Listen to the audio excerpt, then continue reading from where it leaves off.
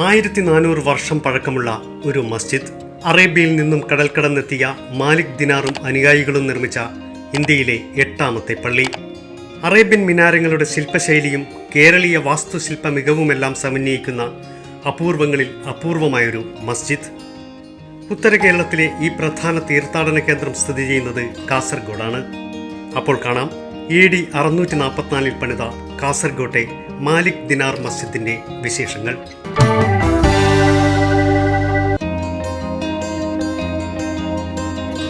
കേരളത്തിന്റെ വടക്കേയറ്റത്തെ ജില്ലയായ കാസർഗോഡിന്റെ ഭൂപ്രകൃതി കേരളത്തിന്റെ തനത് ഭൂപ്രകൃതിയിൽ നിന്നും ഏറെ വ്യത്യാസമുള്ളതാണ്. ചെമ്മണ്ണു നിറഞ്ഞ നിരത്തുകളും വഴികളുമെല്ലാം ഇപ്പോഴും കാസർഗോഡ് കാണാം. കുന്നിൻപുറങ്ങളിലെ മൈതാനം പോലെ നിരന്നു കിടക്കുന്ന പ്രദേശങ്ങൾ കാസർഗോഡിന്റെ സ്വന്തം കാഴ്ചയാണ്.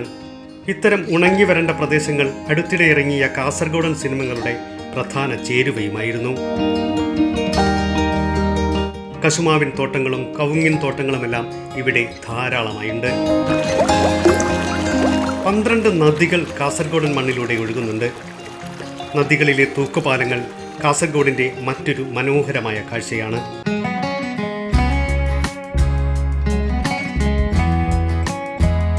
പൗരാണിക വിസ്മയവും തീർത്ഥാടന കേന്ദ്രവുമായ മാലിക് ദിനാർ മസ്ജിദ് കാണാനാണ് നമ്മൾ ഇന്ന് പോകുന്നത്. കാസർഗോഡ് റെയിൽവേ സ്റ്റേഷനിൽ നിന്നും 1 കിലോമീറ്റർ ദൂരം സഞ്ചരിച്ചാൽ നമുക്ക് മാലിക് ദിനാർ മസ്ജിദിൽ എത്തിച്ചേരാം. മസ്ജിദിനോട് അടുക്കുമ്പോൾ തന്നെ ദൂരെയായി ഉയർന്നു നിൽക്കുന്ന പള്ളിയുടെ താഴികക്കുടങ്ങളും കമാനവുമൊക്കെ നമുക്ക് കാണാൻ കഴിയും. കാസർഗോഡ് ജില്ലയിലെ തളങ്കരയിലാണ് മാലിക് ദിനാർ മസ്ജിദ് സ്ഥിതി ചെയ്യുന്നത്. കമാനം കടന്ന് അകത്തേക്ക് കയറുമ്പോൾ തന്നെ മാലിക് ദിനാർ മസ്ജിദിന്റെ മുൻഭാഗം മുഴുവനായും നമുക്ക് കാണാൻ കഴിയും.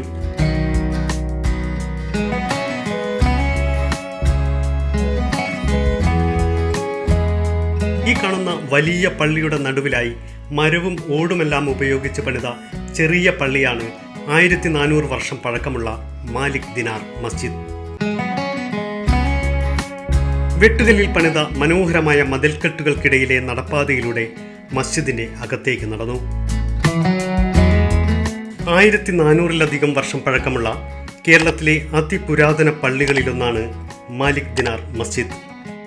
2ാം ഖലീഫയായ ഉമറുൽ ഫാറൂഖിന്റെ ഭരണകാലത്ത് ഇസ്ലാമിക പ്രബോധനത്തിനായി അറേബ്യയിൽ നിന്നും കടൽ വഴി വന്ന മാലിക് ദിനാറും 22 അനുയായികളും ചേർന്ന് നിർമ്മിച്ചതാണ് ഈ മസ്ജിദ്.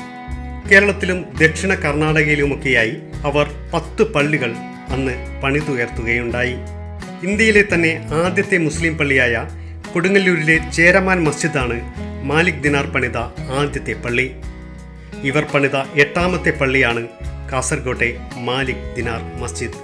കൊടുങ്ങല്ലൂരിലെ ചേരമാൻ മസ്ജിദിന്റെ അതേ രൂപഘടന തന്നെയാണ് ഈ മസ്ജിദിനുമുള്ളത്. മരം കൊണ്ട് നിർമ്മിച്ച തൂണുകളും പഴയൊരു നാലുകെട്ടിനെ അനുസ്മരിപ്പിക്കുന്ന പൂമുഖവുമെല്ലാം അതിമനോഹരമായ നിർമ്മിതി തന്നെയാണ്. മുൻകാലങ്ങളിലെ കേരളീയ നിർമ്മിതികളിൽ കാണുന്നത് പോലെ മരവും ഓടുമൊക്കെ ധാരാളമായി ഉപയോഗിച്ചാണ് ഈ മസ്ജിദും പണിതിരിക്കുന്നത്.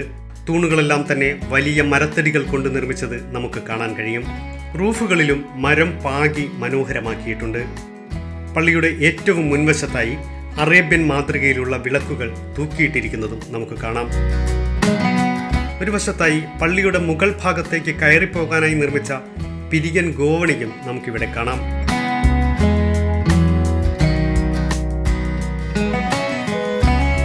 നൂറ്റാണ്ടുകൾ പഴക്കമുള്ള ഈ ചരിത്ര സ്മാരകത്തെ കേടുപാടുകൾ സംഭവിക്കാതെ സംരക്ഷിച്ചു നിർത്താൻ പാകത്തിലാണ് മസ്ജിദിന്റെ ചുറ്റുമായി കോൺക്രീറ്റിൽ പള്ളിയുടെ പുതിയ ഭാഗങ്ങൾ നിർമ്മിച്ചിരിക്കുന്നത്.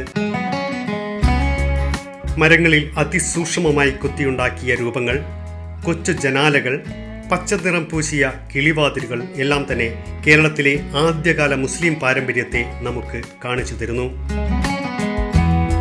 തീർത്ഥാടകരും സഞ്ചാരികളുമെല്ലാം നിരന്തരം സന്ദർശകരായെത്തുന്ന കാസർഗോട്ടെ ചരിത്ര പ്രസിദ്ധമായ മസ്ജിദാണ് മാലിക് ദിനാർ മസ്ജിദ്. 3 വർഷത്തിലൊരിക്കലാണ് ഇവിടെ ഉറൂസ് നടക്കുന്നത്.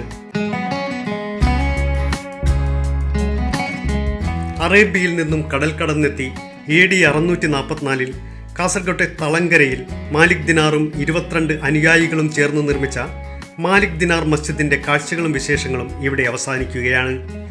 വീഡിയോ ഇഷ്ടപ്പെട്ടാൽ ലൈക്ക് ചെയ്യുക, ചാനൽ സബ്സ്ക്രൈബ് ചെയ്യുക.